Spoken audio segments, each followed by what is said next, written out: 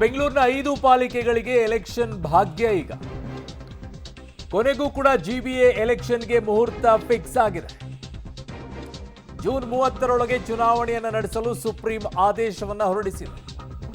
ರಾಜ್ಯ ಸರ್ಕಾರಕ್ಕೆ ಮತ್ತೆ ಸಮಯ ಕೇಳದಂತೆ ಸುಪ್ರೀಂ ಎಚ್ಚರಿಕೆಯನ್ನು ನೀಡಿದೆ. ಮೀಸಲಾತಿ ಪ್ರಕ್ರಿಯೆ ಫೆಬ್ರವರಿ 28ಕ್ಕೆ ಕೊನೆಗೊಳ್ಳಲಿದೆ ಅನ್ನೋದನ್ನು ಹೇಳಿದ್ದಾರೆ. ಫೆಬ್ರವರಿ ಬಳಿಕ ಎಸ್ಎಲ್ಸಿ ಪರೀಕ್ಷೆಗಳಿವೆ.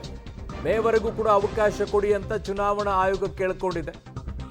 ಸೊ ಜೂನ್ 30ರ ಒಳಗಡೆಗೆ ಜಿಬಿಎ ಎಲೆಕ್ಷನ್ ನಡೆಸುವಂತೆ ಹೇಳಿದ್ದಾರೆ.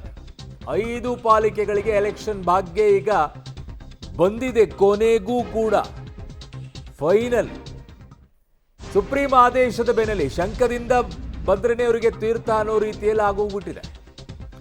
ಕಾಂಗ್ರೆಸ್, ಬಿಜೆಪಿ, ಜೆಡಿಎಸ್ ಅಂತೇನಿಲ್ಲ ಇದರಲ್ಲಿ. ಎಲ್ಲರೂ ಕೂಡ ಅವರವರಿಗೆ ಚುನಾವಣೆ ಬೇಡ, ಈಗ ಸದ್ಯಕ್ಕೆ ಬೇಡ ಅನ್ಕೊಂಡೇ ಕೋರ್ಟಲ್ಲಿ ಹೋಗ್ಬಿಟ್ಟು ತಳ್ಕೊಂಡು ಬಂದ್ಬಿಟ್ರು.